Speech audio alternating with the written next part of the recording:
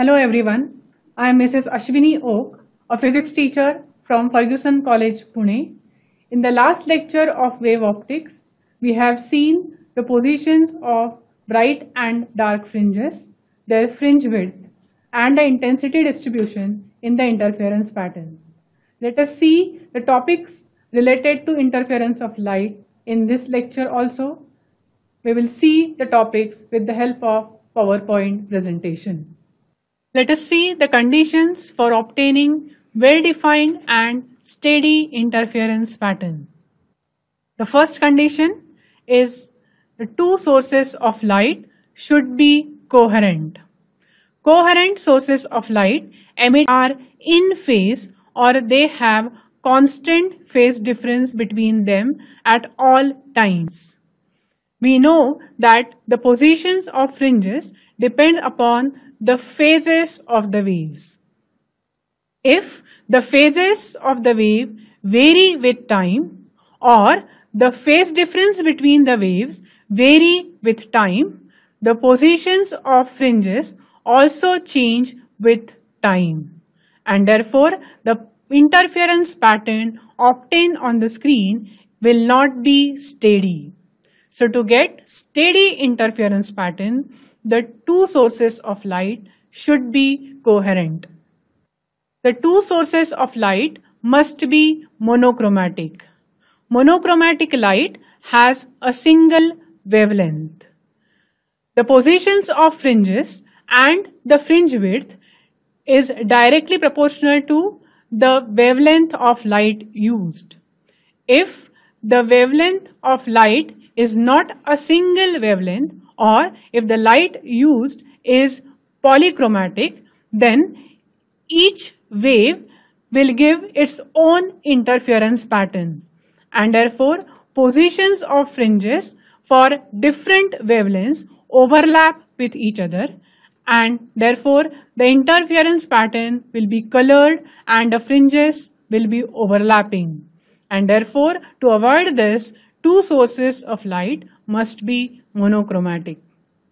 The third condition, the two interfering waves must have the same amplitude. If the amplitudes of two waves are equal, then at dark points the resultant amplitude is 0 and there will be the proper contrast or maximum contrast between bright and dark fringes, and therefore the two interfering waves must have the same amplitude. Fourth condition, the separation between the two slits must be small in comparison to the distance between the plane containing the slits and the observing screen. That is, the distance capital D, which is the distance between the slits and the screen, must be large compared to the distance between the two slits. If D is large or capital D is large, then the fringes are well separated and the fringe width can be measurable. And therefore, to get well separated fringes, the distance capital D should be very large compared to the distance between the two slits small d. Fifth condition, the two slits should be narrow.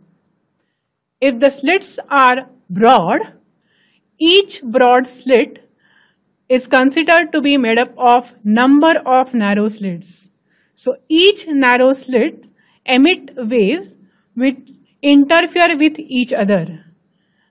If we consider one broad slit, then the waves from the same slit will interfere with each other and the pattern obtained will be blurred. And therefore, to avoid this, the two slits should be narrow. The sixth condition, the two waves should be in the same state of polarization. This is the case when polarized light is used in the experiment. Now let us see the methods for obtaining coherent sources. In Young's double slit experiment, two coherent sources are obtained from a single source. Now, see the other methods for obtaining the coherent sources. The first method to obtain the coherent sources is by using Lloyd's mirror. You can see the diagram here. The light from the real source is made to fall on the plane mirror at the grazing angle. The some light from the real source directly falls on the screen. The reflected light from plane mirror appears to come from the virtual source, which is obtained by using the real source. These two sources act as the coherent sources of light, and they are derived from a single source. The two waves, that is the direct wave from the real source and a reflected wave, interfere with each other, and we get the interference pattern obtained on the screen. So we can obtain two coherent sources of light by using a single source with the help of Lloyd's mirror. The second method to obtain the coherent sources is by using Fresnel's biprism. Fresnel biprism is a prism which is having its vertex angle nearly equal to 180 degree. It is considered to be made up of two prisms which are having very small refracting angles of about 30 minutes to 1 degree. These two prisms are joined at their bases to form a biprism. In the experiment, the biprism is kept vertical with its refracting edge exactly parallel to the length of the slit. The waves from the slit S are made to fall on two halves of biprism. These rays get refracted, and the refracted rays appear to come from two virtual sources S1 and S2. These two sources are derived from a single source S, so they act as two coherent sources of light. The refracted waves from S1 and S2 interfere with each other, and we get the interference pattern obtained on the screen. So, by using biprism from a single source of light, we can obtain two coherent sources S1 and S2. Now let us understand the concept of optical path. We consider the light wave or the ray of light which is traveling through the medium. We consider the ray of light or the light wave which is traveling through vacuum. Suppose in time t, this light wave covers a distance equal to d dash in vacuum. Now, in the path of the same light wave, we place a glass plate which is having refractive index n. Because of this glass plate, when the light enters the glass plate, the speed of light decreases, and therefore in the same time t, the light wave covers distance which is equal to d when it passes through the glass plate. That means as the speed of light decreases in the glass plate, the distance covered by the light is less than the distance covered by the light in vacuum in the same time. So, in the same time, the distance covered by light in vacuum, which is d dash, is called as the optical path of the ray. The optical path is defined as the corresponding path in vacuum that the light travels in the same time as it takes in the given medium. So, the path traveled by the ray of light in vacuum, or the distance traveled by a ray of light in vacuum, is d dash. So, d dash is the optical path for this ray of light. Now, let us obtain the equation for optical path. To obtain the equation for optical path, let us find out the time taken by light to cover distance d in the medium, and that time is t. So time is equal to distance upon speed. The distance in the medium of glass plate is d. The speed in this glass plate is v. So v can be written as c by n, where n is the refractive index of the glass plate and c is the speed of light in vacuum. So t, time taken by light to cover distance d medium, is d upon c by n. Now distance covered by the light in the same time in vacuum, which is nothing but d dash. The distance d dash is equal to speed into time. The speed of light in vacuum is c and the time taken to cover a distance d dash is t. So d dash is c into t. That is equal to c into time is nothing but d upon c by n. Here c gets cancelled and n goes in the numerator, and therefore d dash, the distance covered by light in the same time in the vacuum, is nothing but n into d. This d dash is called as the optical path of light, and therefore optical path is equal to n into d. Now we can see here that the distance covered by light in vacuum in time t is d dash, which is more than the distance covered by light in the medium having refractive index n in the same time. So there exists a path difference between these two waves. So optical path difference between the waves, which is d dash minus d, is equal to d dash is nothing but nd minus d. So d is common and we get the path difference between the two waves as d into n minus 1. This is the optical path difference between the two waves. If we want to find the phase difference between the two waves, then phase difference between the waves is equal to 2 pi upon lambda into path difference, where lambda is the wavelength of light. So this is how we can obtain the equation for optical path, that is the path traveled by light in vacuum. Now let us go to another phenomena of light, which is diffraction of light. But before going to diffraction of light, let us see or understand what is diffraction. Consider a home setup where the music is audible from an adjacent room.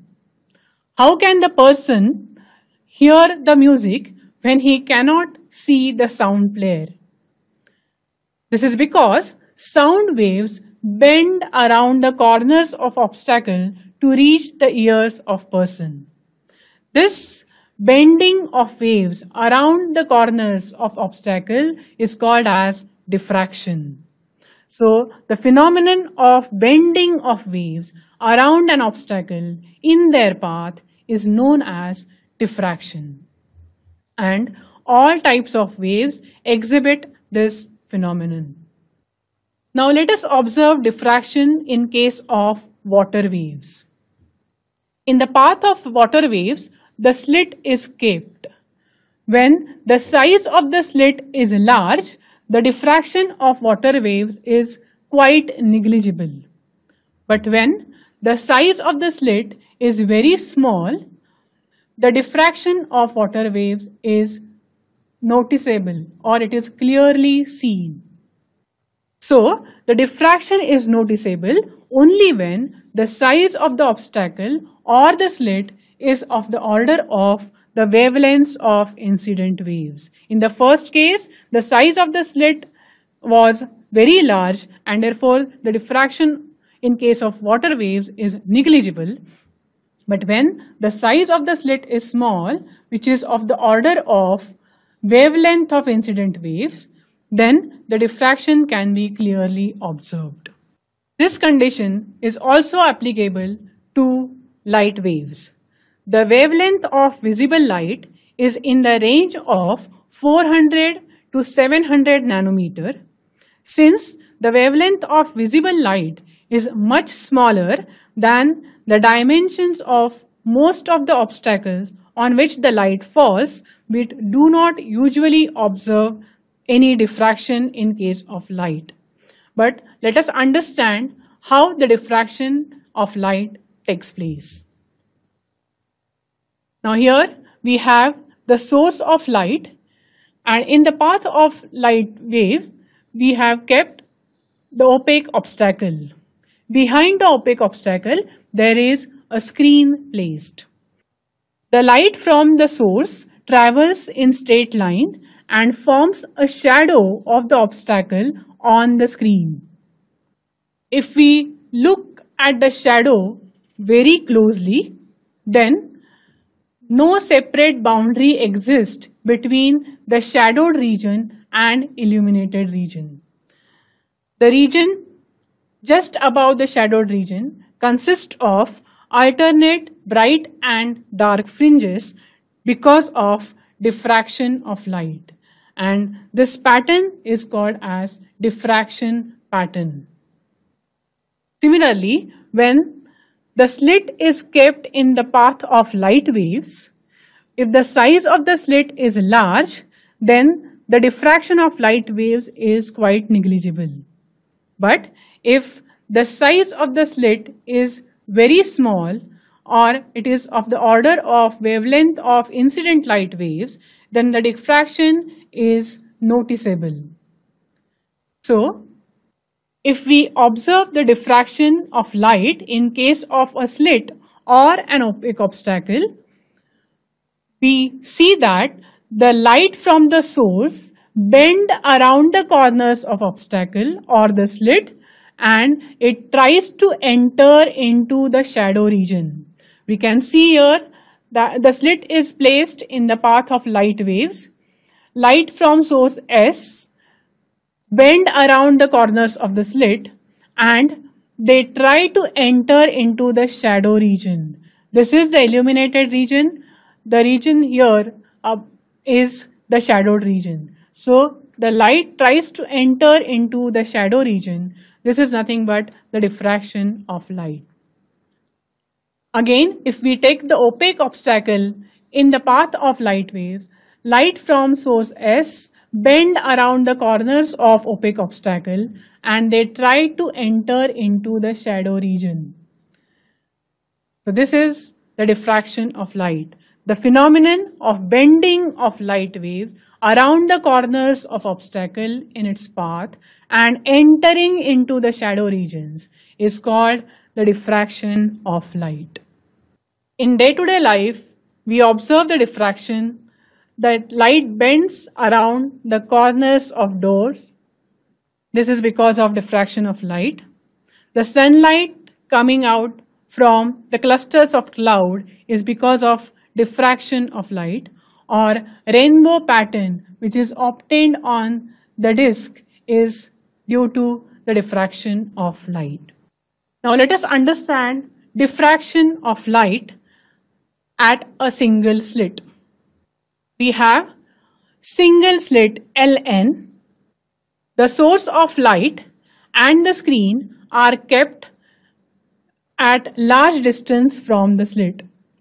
As the source is kept at very large distance, the light from the source are in the form of parallel rays, or alternatively, the wavefronts are the plane wavefronts.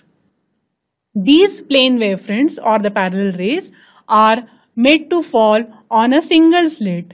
Now here the slit is imagined to be divided into large number of very small elements which are called as slit elements.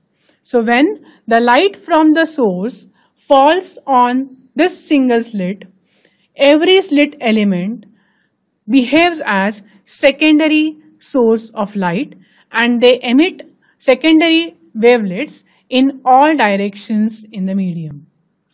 So waves from different slit elements interfere with each other and they give rise to the diffraction pattern on the screen. So, diffraction is essentially the interference of many waves rather than two. In case of interference of light, we have considered two light waves, but here the light waves are coming from different slit elements of a single slit, and therefore it is the interference between many waves rather than two. And this interference between many waves give rise to the diffraction pattern on the screen. The diffraction pattern which is obtained on the screen consists of the central bright fringe, which can be much broader than the width of the slit. It is followed by alternate dark and bright fringes on either side.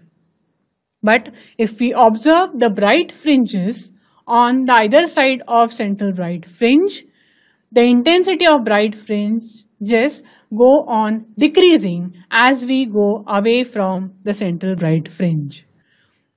The fringes are also called as maxima and minima. As the bright fringe has maximum intensity, it is called as maximum, and the dark fringes which have minimum intensity, they are called as minima. So bright fringes are maxima, dark fringes are called as minima. So this is how we get the diffraction pattern on the screen. Now diffraction of light was studied by two physicists, Fresnel and Fraunhofer, and therefore it is classified into two types, Fraunhofer diffraction and Fresnel diffraction. As their experimental setup were different, we classify diffraction into two types, Fraunhofer diffraction and Fresnel diffraction. So let us see the difference in the experimental setup of the two diffraction patterns. In Fraunhofer diffraction, the distance between the primary source of light, the slit, and the screen are very large. So the slit is very large, at very large distance from the source, and also the screen is placed at very large distance from the slit. In Fresnel diffraction, the distances between the primary source of light, the slit, and the screen are small. In Fraunhofer diffraction, the wavefront which is incident on the slit is a plane wavefront because the source of light is at large distance from the slit. So the spherical wavefront from the primary source travels very large distance to be incident on the slit, and therefore the wavefront when incident on the slit is a plane wavefront. In case of Fresnel diffraction, the wavefront incident on a slit is either cylindrical or spherical depending on the source. Now in Fresnel diffraction, the primary source, the slit are at small distance, and therefore the wavefront from the source will be either spherical or cylindrical. If the source of light is a point source, then the wavefront which is incident on the slit is spherical. If the source of light is linear, then the wavefront incident on the slit is cylindrical. In Fraunhofer diffraction, convex lenses are used to obtain the plane wavefront and to make the pattern visible on the screen. In Fraunhofer diffraction, the source of light, the slit, and the screen are at very large distance, and therefore to obtain the plane wavefront, we use a convex lens, and also to make the pattern visible on the screen, we use the another convex lens. Now in experimental setup of Fraunhofer diffraction, it is difficult to keep the primary source of light at a large distance from the slit, and therefore to obtain plane wavefront, we use convex lens, and also to make the pattern visible on the screen, we use the second convex lens. And in Fresnel diffraction, convex lens is not required as the distance between the primary source of light, the slit, and the screen are small. Now we have to study Fraunhofer diffraction in detail. So let us see the experimental setup of Fraunhofer diffraction. We consider the primary source of light, which is monochromatic source of light S. This source of light S is kept at the focus of the cylindrical lens.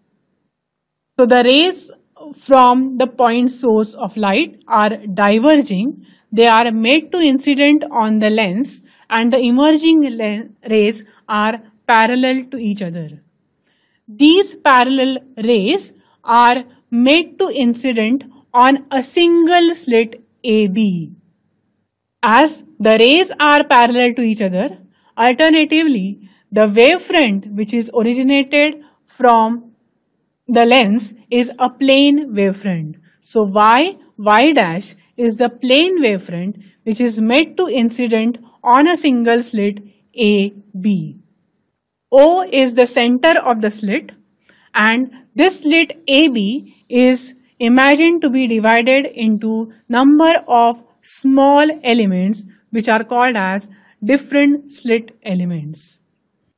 The waves from different slit elements interfere with each other during their path, and the diffraction pattern is obtained on the screen.